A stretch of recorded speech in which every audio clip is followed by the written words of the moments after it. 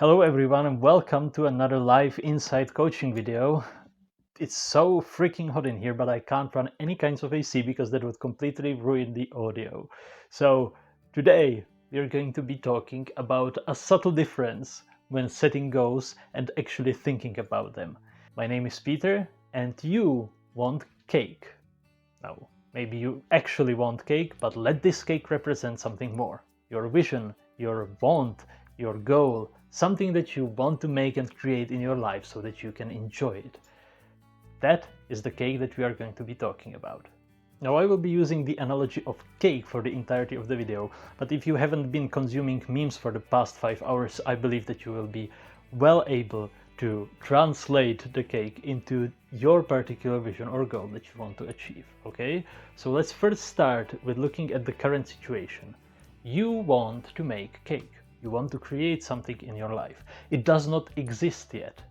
And to make the cake, you will need a tool, the oven. You will need some kind of know-how, and you will need some ingredients.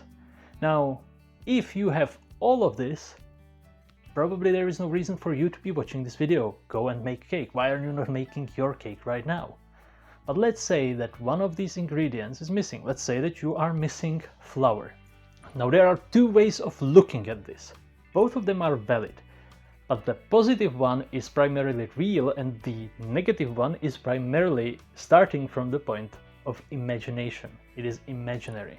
For now, let's say that you can describe things in positive language. That doesn't mean optimistic language or like feel-good language. It just means positive. I am Peter.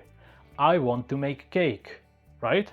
And you can also describe things in negative, like there is no cake, for example.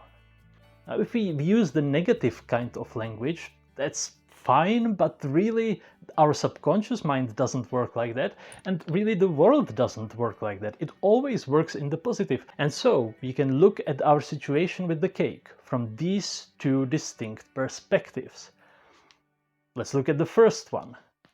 You want to make cake, and you have an obstacle, a problem. You are missing flour. So you look at the reality of the situation in which you are okay, and you want to make it better. You want to do something great and exciting and awesome. And you go in that direction. And in going towards that great, exciting thing, you have all your creative energy left to deal with any of the obstacles, because you don't have to worry about your vision. It's something great. It is actually feeding you rather than you worrying and stressing about it. The extra nice thing about it is once you are in this mindset, you can relatively easily, it's not super easy, but it's relatively easy to shift it down one level and say, well, when this is such a nice, great, exciting thing in making the cake, perhaps going to get that flour might be exciting and fun as well. And now let's take a look at the other angle of view, where I say, well, I lack cake and I also lack flour. I need flour because I need cake. So you don't want anything because you are reaching out to an imaginary correct future, which makes the present bad. It sucks. My current situation is unacceptable and terrible, and I have to fix it.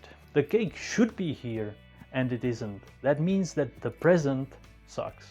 Instead of having a want and a vision to create something great that pulls us towards it and gives us the energy to actually tackle anything along the way, and maybe even allows us to view it as an exploration, as an adventure in itself, we have a problem that needs to be fixed. And everything along the way is just further complication to an already bad enough problem.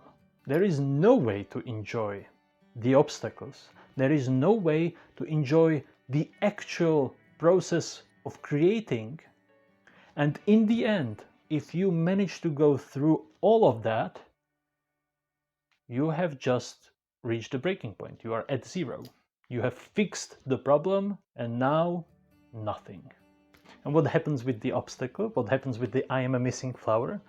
Well, it becomes also a need. And really, once we get confused like this, it may start to feel like we actually want the flower and not the cake, but the subconscious doesn't react to it because it knows that no, that's not what you want. Of course, this mostly and widely happens with money. Money being the flower. We want something, we actually view it as that we are lacking something right now.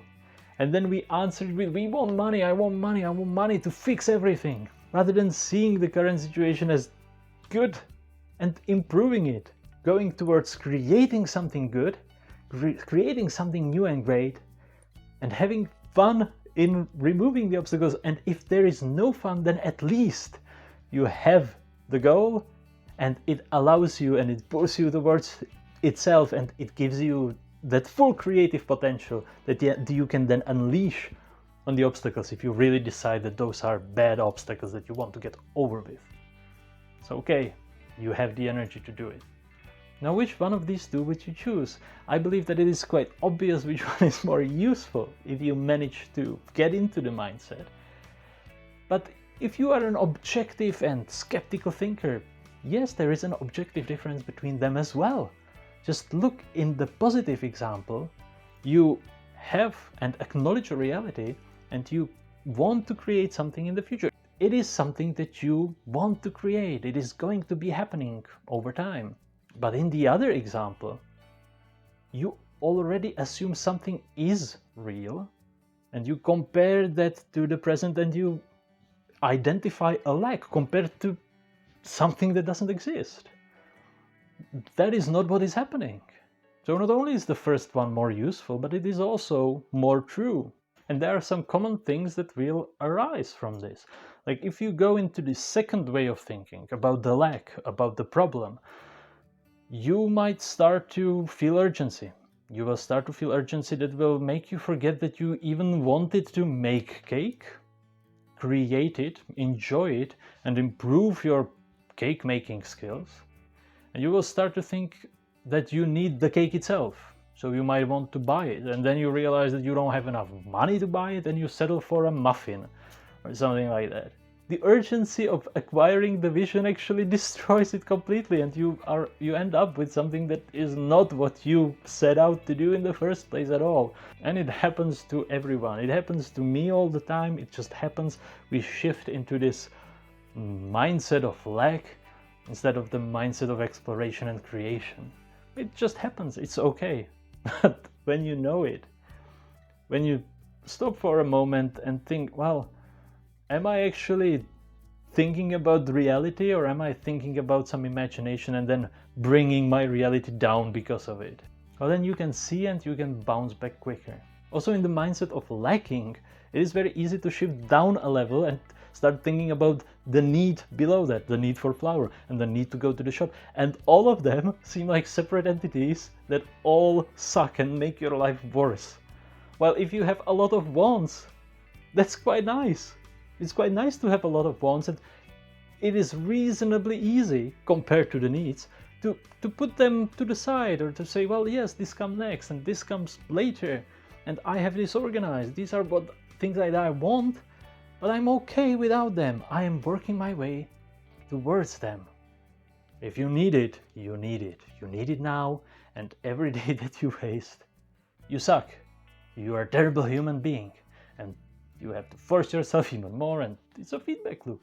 While if you manage to stay in this focus on the vision, your thinking is on the vision and your creative potential is on removing the obstacles, or really on transforming and reframing them as something that can be exciting as well, miracles happen. Suddenly these things that I mentioned will fall off. You will no longer want to settle for something smaller because you will see that it's nice and it's fun, and you won't feel the same urgency because you will be okay. You will not have the overwhelmed feeling because every step of the way is something that you want.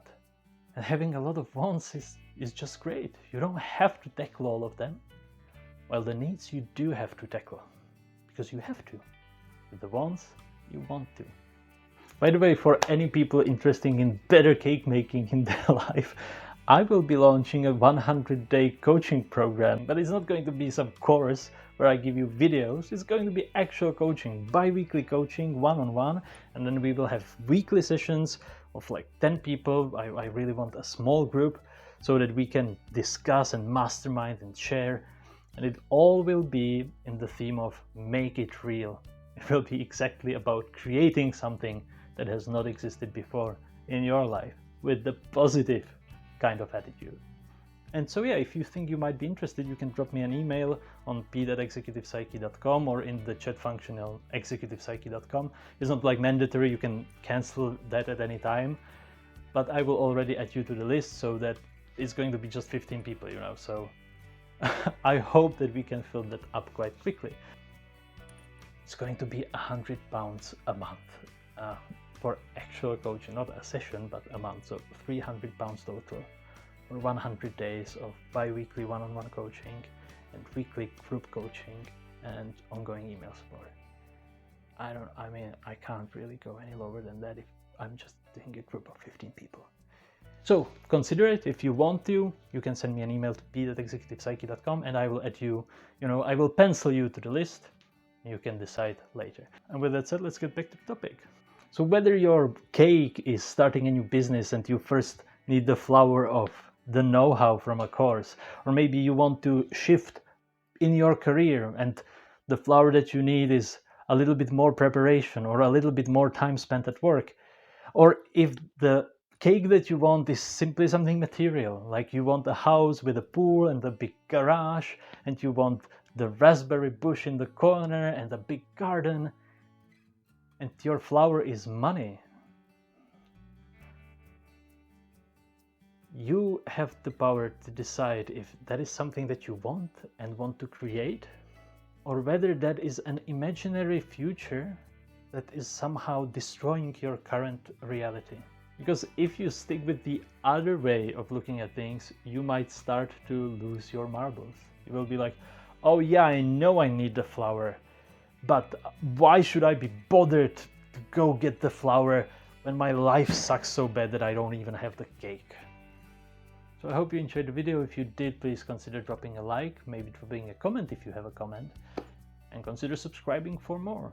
And you will see me very soon. Cheers, this has been Pete, and bye bye.